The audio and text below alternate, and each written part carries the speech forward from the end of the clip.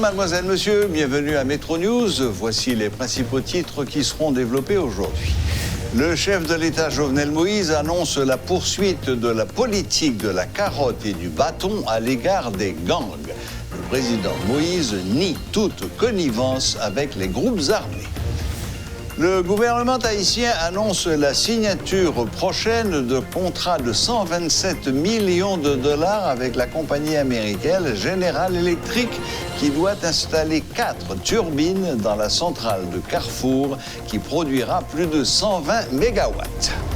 Le port du masque sera obligatoire dès la réouverture des classes à partir du 10 août prochain, a annoncé le ministère de l'Éducation nationale qui annonce également des sanctions contre toutes les écoles qui se préparent à forcer les parents à acheter cette protection.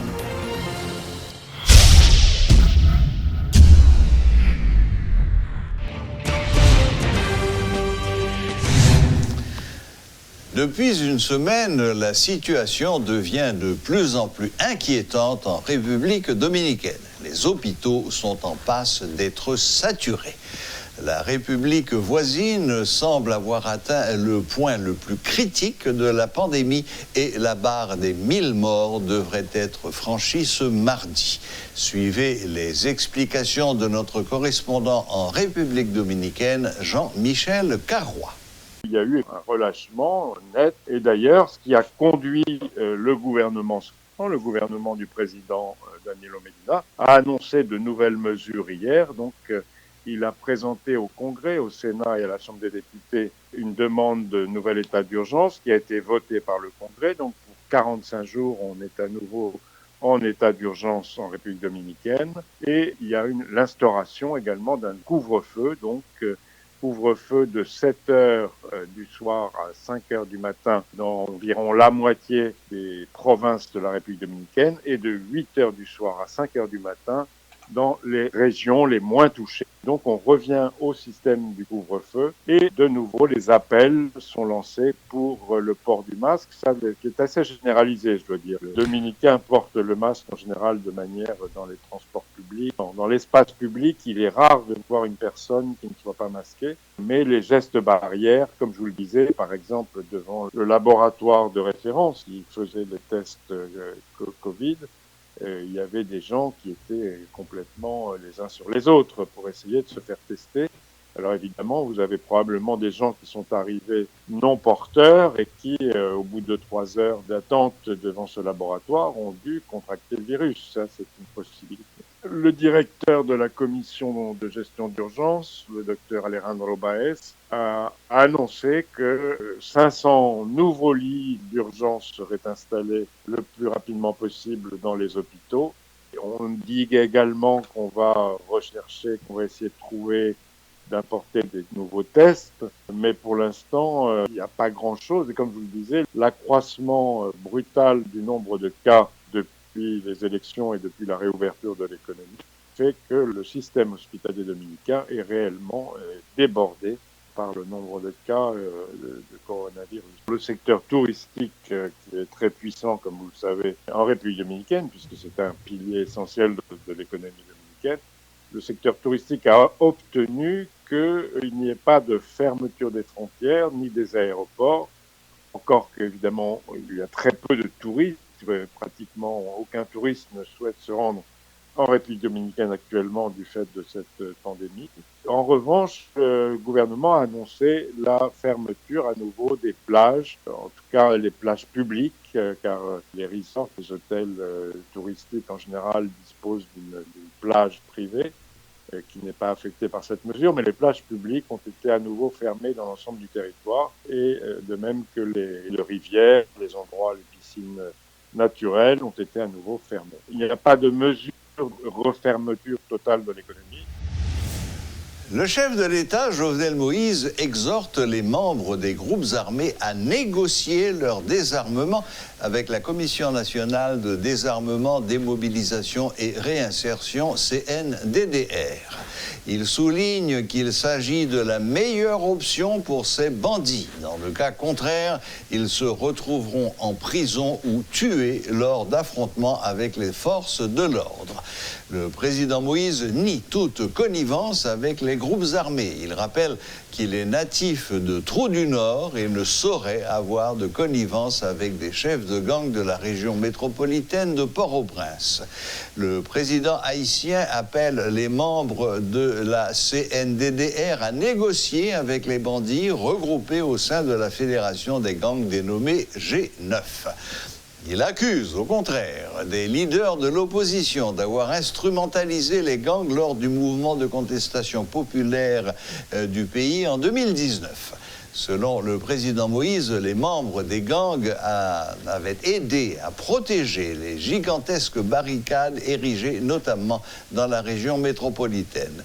De l'avis du président, certains de ces chefs de gang ont pris conscience de leur situation et ne veulent plus faire le jeu des politiques. Banditisme aujourd'hui, c'est pour nous dire son produit sociétal. Ça dit aujourd'hui pour nous camper pour nous résoudre, c'est ça me fait. Le mettre CNDDR à la camper. Commission nationale de désarmement, de démantèlement et de réinsertion sociale. Et m'a demandé même commission pour lui commencer mettre au travail parce que je connais pas de budget, je monte depuis un an parce que pas de budget, nous sommes pas de gouvernement, pas de rien. Et je connais qu'il y a un effort qu'a fait dans le niveau ministère des Finances pour que vous présentez un budget, vous présentez un budget déjà, pour que y ait moyen qui viennent à disposition pour commencer à faire travail. Parce que CNDDR là, ils ont une mission par là, ils peuvent entrer n'importe quel côté, n'importe qui là, et il n'y a pas de question de monde pour poser la question pour dire là qui est ou pas là, qui est-ce qu'on pas parler. Parce que c'est parce que nous avons un problème, problème banditisme, son problème sérieux lié dans le pays, son problème réel lié, et le pas qu'à résoudre dans l'affrontement. Il y a des côtés il y a des moments crivés. Si on est comprendre comme si ou tomber tuer policier, ou fait ça pas ça, ou kidnapper moun, c'est même pour mettre dans colère tout n'a fait. Et il fait.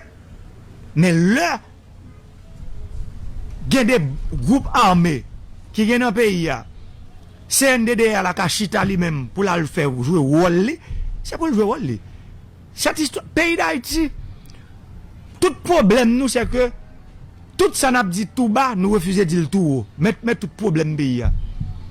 C'est-à-dire, moi qui sorti au Trou du Nord, qui était pas de travail, c'est moi qui ai tout bandit dans Port-au-Prince. Ça veut dire, pile amis, ça c'est moi qui viens dans Port-au-Prince tout de suite comme ça. Toutes les amis, et moi-même dit ça, ça haïtien, c'est bon problème. Tout le monde met bon comme ça, mais c'est pour ça que je mets CNDDR là. Et rôle CNDDR m'a c'est pour la parler avec tout le monde. CNDDR pas de monde qui pas parler avec. D'ailleurs monsieur yo met tête yo ou dit yo regrouper tête yo en G9 et alliés. CNDDR pour la parler même avec G32. Et on lit ça. C'est pour ça que vous mettez là. Moi-même, c'est la peine dans le pays. C'est ça que je demande. Parce que depuis qu'on a fait la guerre là-dedans, mais qui veut mener nous? Nous, est-ce que c'est passé dans le pays loc? Nous prenons, mais nous ne pouvons pas dire ça. Personne ne peut dire dans le pays loc qui est-ce qui te prend pour l'utiliser, pour te mettre, pour l'utiliser ZAM pour entrer dans le craser brisant dans le pays. Personne ne peut dire. Je dis parce que vous prenez conscience. Je dis que Jean ba là parce que je connais bien Jean lié qu'on y a là. Me dit ça bandit c'est son petit crasse ton vinn dire.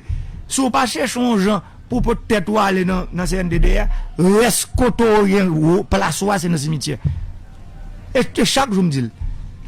Et on connaît le tout. Et c'est pour ça je dis yo clair yo même pour CNDDR là.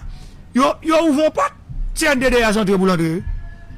Pour qu'il la peine dans pays parce que cette histoire depuis on a besoin de défendre l'intérêt personnel pour l'aller pour le monter groupe bandit parle ça faut le finir dans le pays. Ça dit aujourd'hui l'État c'est lui qui a le monopole de la violence. Violence pas dans la même personne. Ça veut dire la police, je dis, c'est lui qui a pour jouer rôle ça. La justice, c'est lui qui a pour jouer rôle ça.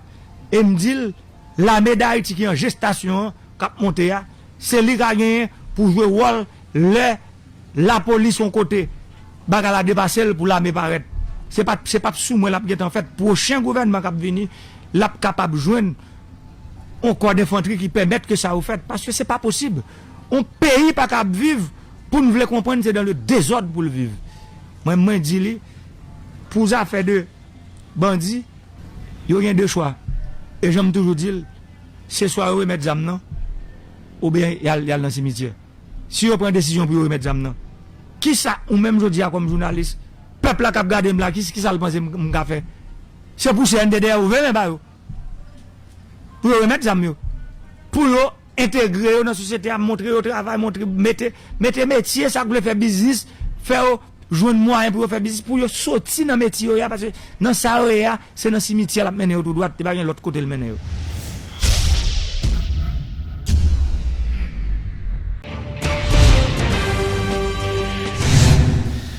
Le chef de l'État haïtien, Jovenel Moïse, jure de gagner son pari de rendre l'électricité accessible 24 heures par jour sur l'ensemble du territoire.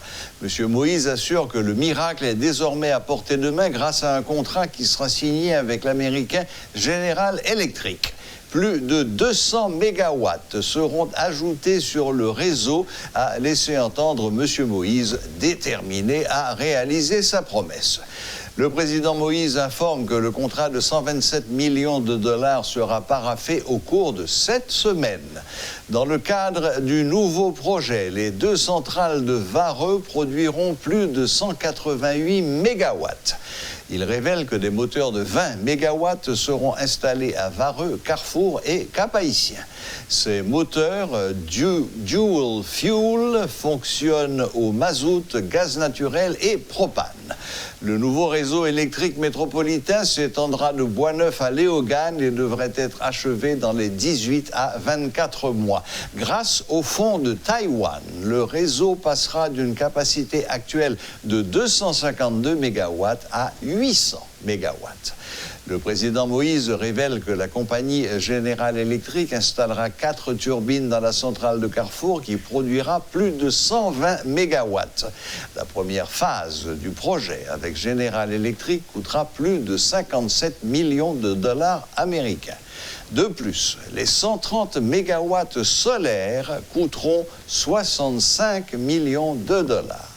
Moi décidé pendant un an de faire travail là pour m'installer toute centrale électrique Carrefour, centrale électrique Vareux que nous avons fait, 130 MW solaire à travers tout le pays. Je prends une grosse décision pour nous faire un contrat.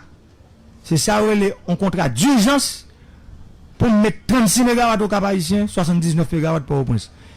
Nous avons derrière pour 36 MW pour qu'on arrive tout, mais malheureusement, nous n'avons pas un transformateur parce que circuit, c'est des circuits de 23 kV, mais bateau 169 kV. Ça veut dire qu'il faut jouer un transformateur qui pour transformer 69 kV en 23 kV, son seul transformateur que nous jouons pour cap, mais nous chercher. Si nous arrivons à joindre ça qui pour transformer 69 kV là en 23 kV pour nous arriver là, nous avons pour nous être capable, mais nous pas pour mettre lui.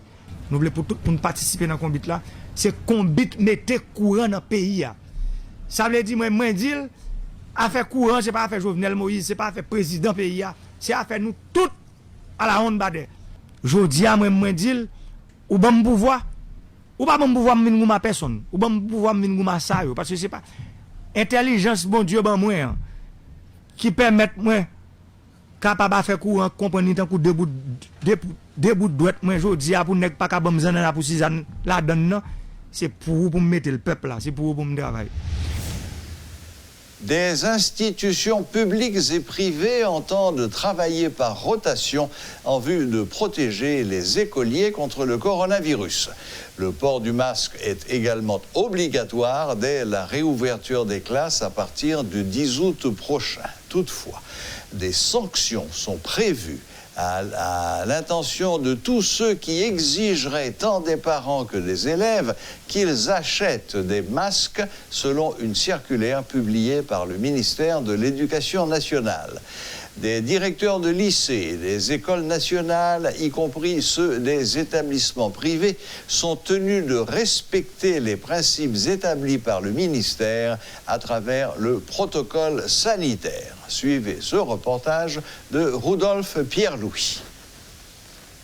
L'obligation est faite à chaque établissement de respecter scrupuleusement le protocole sanitaire élaboré par le MENFP.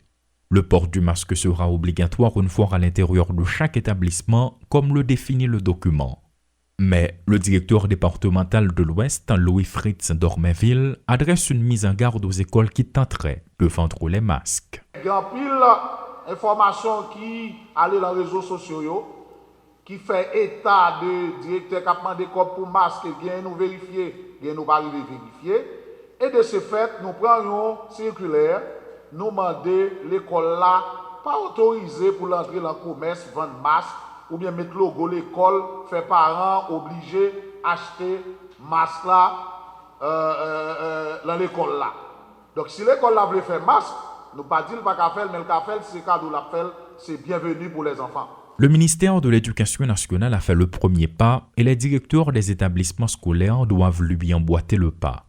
Dans moins de 22 jours, ce sera la réouverture des classes et les responsables pédagogiques font tout leur possible pour respecter la deuxième recommandation du protocole, la distanciation sociale.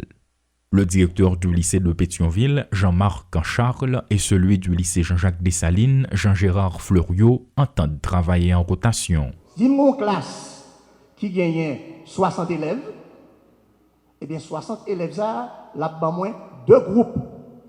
Moi, le premier groupe, là, groupe 1, et il gagne là-dedans, et je prends de premier élève là, et à 30, il va groupe 1. Premier groupe, ça, il a travail, il gagne horaire. Il a travail lundi, mercredi, vendredi. Moi, je gagne deuxième groupe là, c'est groupe 2, qui allait, et on nous dit de 1 à 30 encore, pour 60 là, il travail mardi et jeudi. À partir de la deuxième semaine, nous allons rentrer dans rotation. Ça veut dire quoi exactement? Groupe 1 qui te travaille pendant 3 jours, il va travailler pendant 2 jours.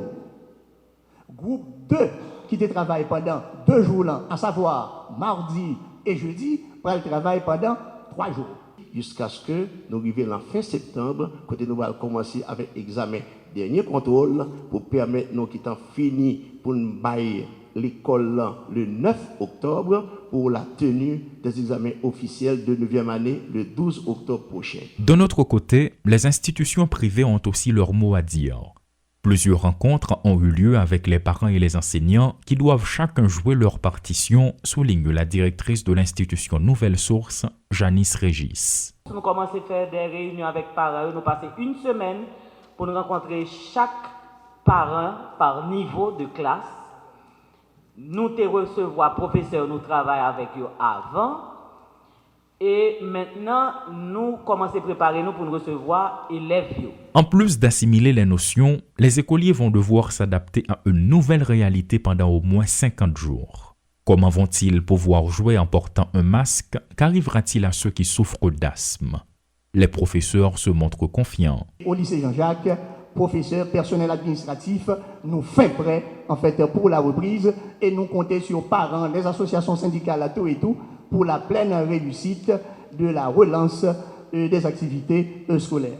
Pour que tout le monde soit capable de passer le dernier examen en présentiel, pour nous bailler bulletin et nous connaître que Timounio promu normalement en classe supérieure. Donc voilà en gros tout ça que nous gagnons en termes de planification pour permettre nous reprendre l'activité d'école le 10 août sans trop de difficultés.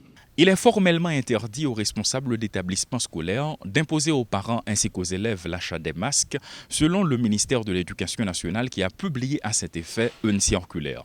Des sanctions sont également prévues à l'intention de tous ceux qui tenteraient de rouvrir les portes des institutions scolaires avant le 10 août. Il est évident que de nombreux représentants, que ce soit dans la sphère publique ou privée, sont intervenus pour faire part de leur nouvelle stratégie. Mais qu'en est-il des autres institutions, notamment les écoles publiques, qui sont plus de 3 000, et les écoles privées, qui sont plus de 16 000? Paul Léel et Rudolf Pierre-Louis pour Télémétropole. Voilà, la boucle est bouclée. Merci de nous rester fidèles et à la prochaine, même heure, même chaîne.